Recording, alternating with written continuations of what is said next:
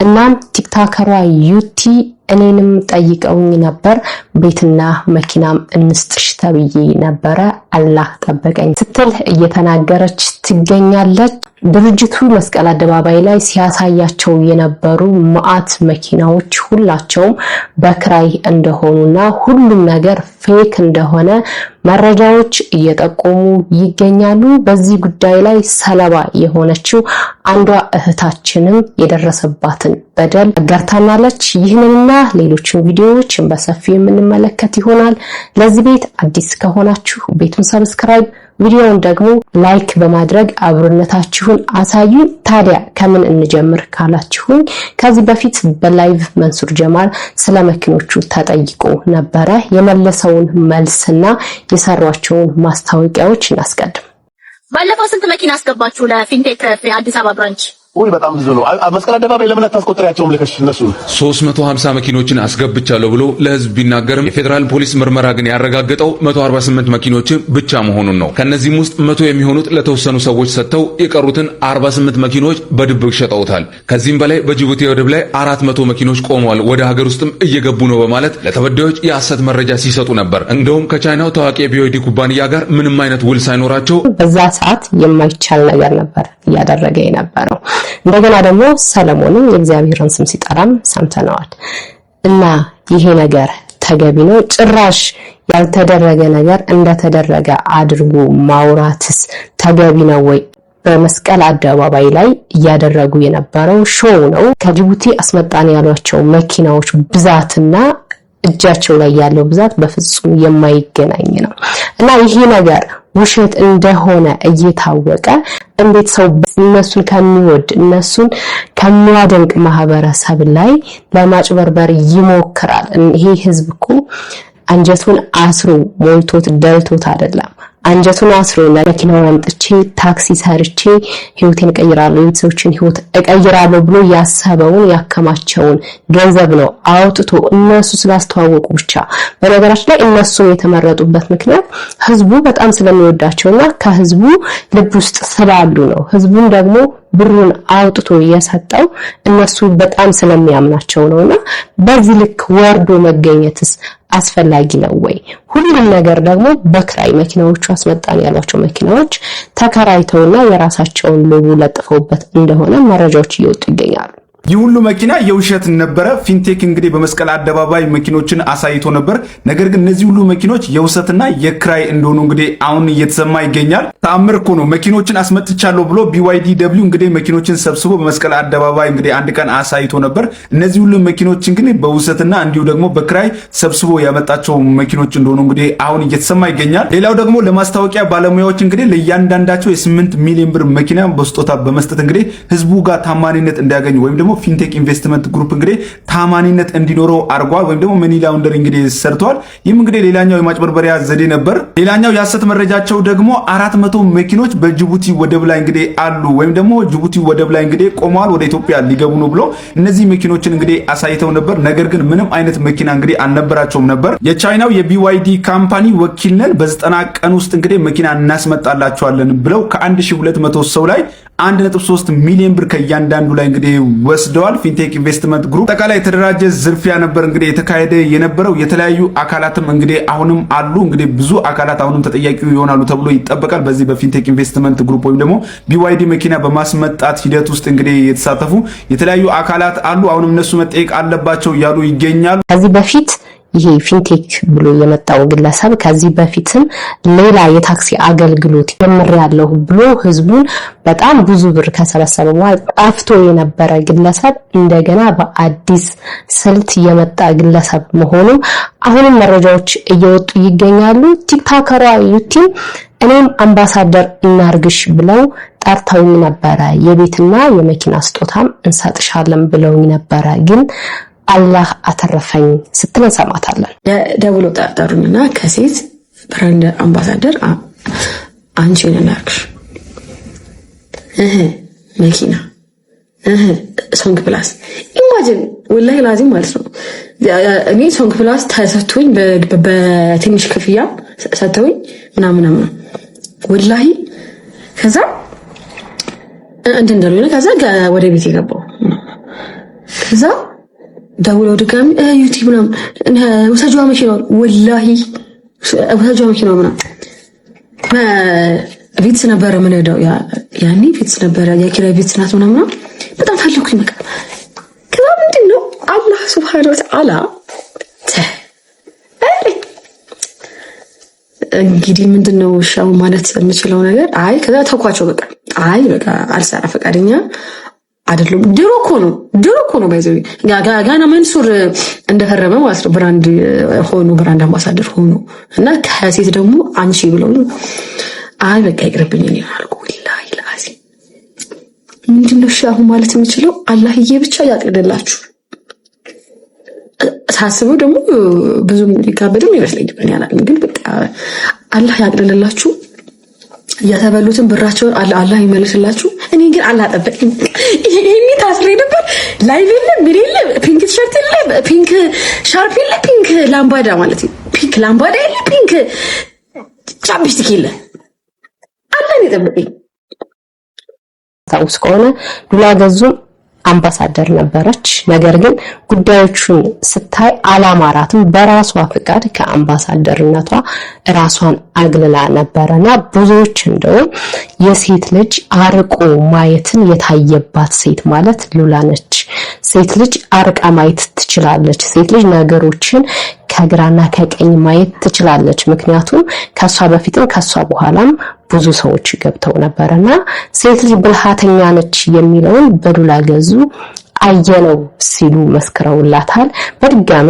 ቲክታከሯም እንደዚሁ እንደነበረ አሁን ተናግራለች አሁንም ብዙ ሰዎች እንዳሉበትና ብዙ ታዋቂ ሰዎች እንዳሉበት ማጣሪያ እየተደረገና በቅርቡ ብዙ ሰዎች እንደሚገቡ ብዙ መረጃዎች እየወጡ ይገኛሉ በዚህ ጉዳይ ሰለባ የሆነችውና ብር እየተጨበረበረችው ግለሰብም እንደዚህ ስትል እንዴት እንደተጨበረበረች ተናግራለች ሰው ከፊንቴክ እንዴት መኪና እንደገዛንና እና ጓደኞቼ እንደተጨበረበርን ልንገራችሁ ዛሬ ላይ በሚያሳዝን ሁኔታ አርቲስቶቻችን እየታሰሩ ነው ያሉት እንግዲህ ወደ 1200 ከሚሆኑ ሰዎች መኪና በቅናሽ አምጥቼ አስረክባቸዋለሁ በማለት 50% ቅድመ ክፍያ በመቀበል መኪናውንም ሳያስረክብ ብራቸውንም ሳይመልስ ስለተዘጋው ድርጅት ስለ ፊንቴክ ኢንቨስትመንት ግሩፕ ሰምታችኋል መቼም የዛሬ 4 አመት አካባቢ መኪና መግዛት ፈልገን እኔና ጓደኞቼ ቼክ ያያረግን ነበርና ይሄንን ድርጅት አገኘን ሶ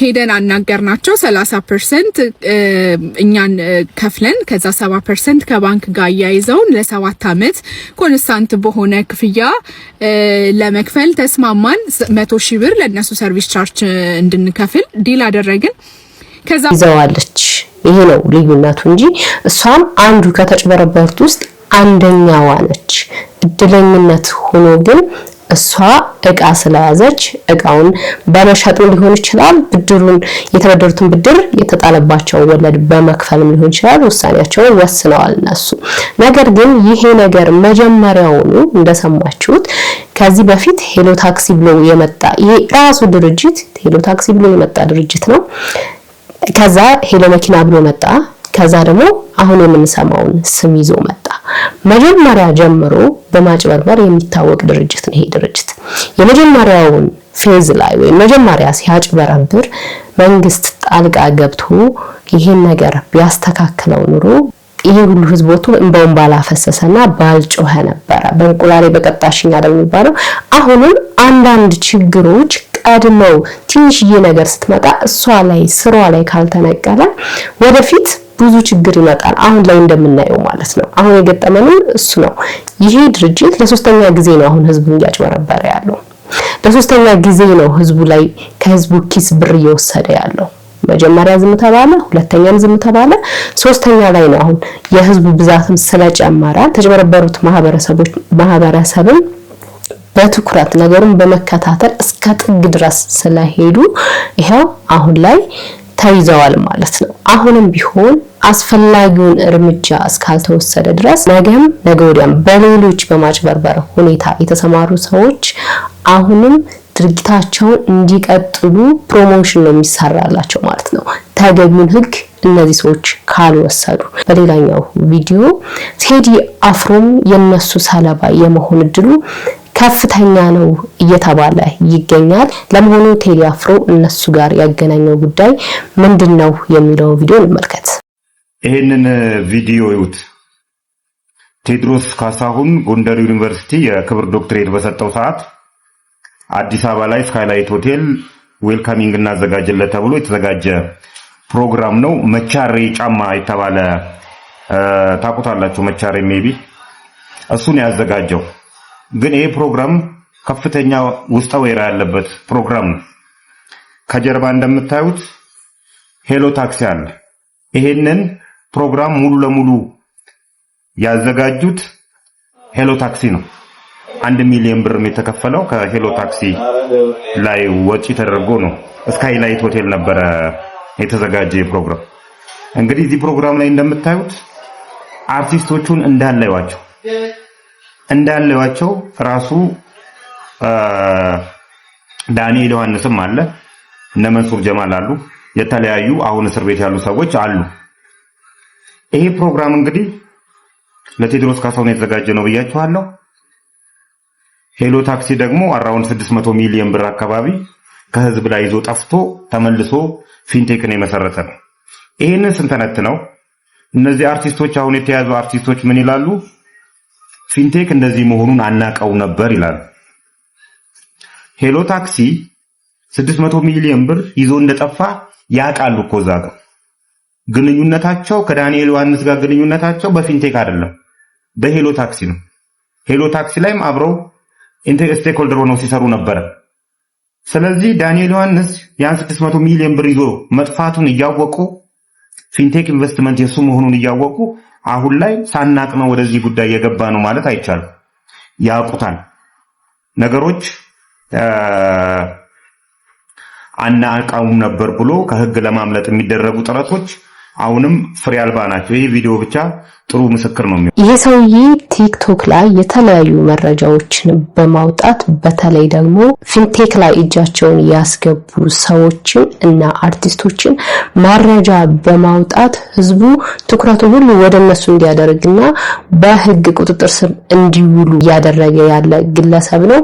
በተለይ መንሱር ጀማልን ድሮ ጀምሮ ሰራዊት ፍቅርን ከድሮ ጀምሮ ሲከታተልና ያንዳንዱን መረጃዎች እያወጣ ለማህበረሰቡ እያሳየ ነበር ሰው ነው። ታዲያ አሁን ይሄኛው መረጃ እውነት ቴዲ አፍሮን ወደ እስር ቤት ያስገባዋል ወይ? እናስ ጀርባቸው ምንድነው ያለው? እናንተስ በዚህ ጉዳይ ላይ ምን አስተያየት አላችሁ? እውነት ይሄ መረጃ ቴዲ አፍሮን ወደ እስር ቤት የመላክ እድል አለው ወይንስ የለውም? ሐሳብ አስተያየታችሁን ኮሜንት ላይ አስቀምጡልኝ። እንደምታወቀው የተጠረጠሩ አርቲስቶች በሙሉ ወደ እስር ቤት ገብተዋል። መረጃም እየተሰበሰበባቸውና ከባድ ክስ ሊመሰረትባቸው እንደሆነም መረጃዎች እየጠቀሱ ይገኛሉ። በ1.7 ቢሊዮን ብር የማጭበርበር ወንጀል ተጠርጥረው በቁጥጥር ስር የዋሉት የፊንቴክ ባለቤት እንዲሁም በተጨማሪ ደግሞ እጅግ በጣም አንጋፋና የማስታወቂያ ባለሙያዎች እንዲሁም ደግሞ አርቲስቶችን ጨምሮ እንግዲህ በዚህ ሰዓት ፖሊስ ምርመራውን አጠናቆ ክስ ሊመሰርትባቸው መሆኑን ነው እየተነገረ የሚገኘው። ከቅርብ ጊዜ ወዲህ እጅግ በጣም መነጋገሪያ የነበሩ የፊንቴክ ኢንቨስትመንት ግሩፕ ባለቤቶች እንዲሁም ደግሞ ማስታወቂያውን የሰሩ ግለሰቦች ላይ ከፍተኛ የሆነ ተቃውሞ ሲነሳ እንደነበር የሚታወስ ነገር ነው። ይህንን ተከትሎ የፊንቴክ ባለቤት ጨምሮ 7ቱ በቁጥጥር ስር ውለዋል። እንዲሁም በተጨማሪ ደግሞ አንደኛው ማለት ነው በቁጥጥር ስር አልዋለም። ነገር ግን 8ቱ በዚህ ሰዓት በቁጥጥር ስር ውለው እንግዲህ ክስ ሊመሰርትባቸው መሆኑ ነው እየተነገረ የሚገኘው። እያንዳንዳቸው 7 የማስታወቂያ ባለሙያዎችም እንግዲህ 8 ሚሊዮን ብር የሚያወጣ መኪና በመቀበል እንዲሁም ደግሞ የተሳሳተ መረጃን ለህዝቡ በማጋራትና ታማኝነት እንዲያገኙ በማድረግ እንግዲህ ከ1200 የሚደርሱ ሰዎች ላይ እስከ 1.3 ሚሊዮን ብር የሚደርስ ገንዘብ ተቀብሏል። በአጠቃላይ የ1.7 ቢሊዮን ገንዘብ በማጭበርበር እንዲሁም ደግሞ በመኒ ላውንደሪ ነው እነዚህ ሰዎች የተከሰሱ የሚገኙት። የብቻ አይደለም 19 ያክል ክሶች ሊመሰርቱባቸው እንደሆነ ጭምር እየተነገረ የሚገኘው። የነገርን በርካቶችን እያነጋገረ ነው የሚገኘው። በተለይም ደግሞ የማስታወቂያ ስራ ላይ የተሳተፉ ትልልቅ የሚባሉ አርቲስቶች እንዲሁም ደግሞ ባለሀብቶችና ተጽዕኖ ፈጣሪዎችም ጭምር በዚህ ጉዳይ ላይ ተጠያቂ ናቸው። የነገርም በአሁኑ ሰዓት እንግዲህ በሀገሪቱ ላይ ከፍተኛ የሆነ መነጋገሪያ ነው። አሁን ላይ አብዛኛዎቹ በእስር ቤት ነው የሚገኙት። ቀሪዎቹ ደግሞ መረጃ እየተሰበሰበባቸው ይገኛል። ይህንንም ተከትሎ በጣም ብዙ አርቲስቶች ሊገቡ እንደሚችሉ ፍንጮች እየጠቆሙ ይገኛሉ። እዚህ ላይ የምንረዳው ምንድነው? አንድ ሰው ታዋቂ ሆነ ማለት ያ ሰው ከብዙ ሰዎች ልብ ውስጥ አለ ማለት ነው። ብዙ አድናቂዎች አሉት ማለት ነው። በጣም ብዙ እሱን የሚወዱ ሰዎች አሉ ማለት ነው። ያ ማለት ደግሞ እሱ የሚሰራቸው ነገሮች በሙሉ በአድናቂዎቹ ተቀባይነት አለው ማለት ነው። ታዲያ ይሄ ሲሆን ብዙዎችን እየሸወረና ብዙዎችን እያታለለ ያለው ገንዘብ ነው። ገንዘብ ከታዋቂነት ያወርዳል። ገንዘብ ከራስ ያወርዳል። ገንዘብ ከማንነት ዝቅ ያደርጋል። ይሄ ነገር ብዙዎች ቲክቶከሮችን ብዙዎች ታዋቂ ሰዎችን እንደሚያስተምር ተስፋ እናደርጋለን። ምክንያቱም ዝናቸውንና የህዝብ ተቀባይነታቸውን በገንዘብ ምክንያት እንዳይሸጡት እንደገናም ደግሞ ማህበረሰቡ አንድን ሰው ስለወደደና አድናቂው ስለሆነ ብቻ የሚያስተዋውቀው ነገር ትክክል እንዳልሆነም ማስገንዘብ ይችላል። እኔም ሁሌም የምላችሁ ሰውን ስለወደዳችሁና ሰውን ስላደነቃችሁ የሚሰራው ነገር በሙሉ ትክክል ነው ማለት አይደለም። ማጣራት የናንተ ድርሻ ነው የሚሆነው።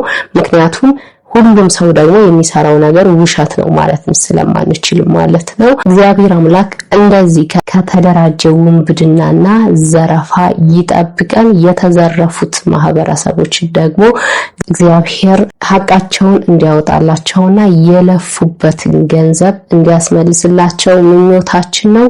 አሁንም ኑሯችንን በብልሃት እናድርግ።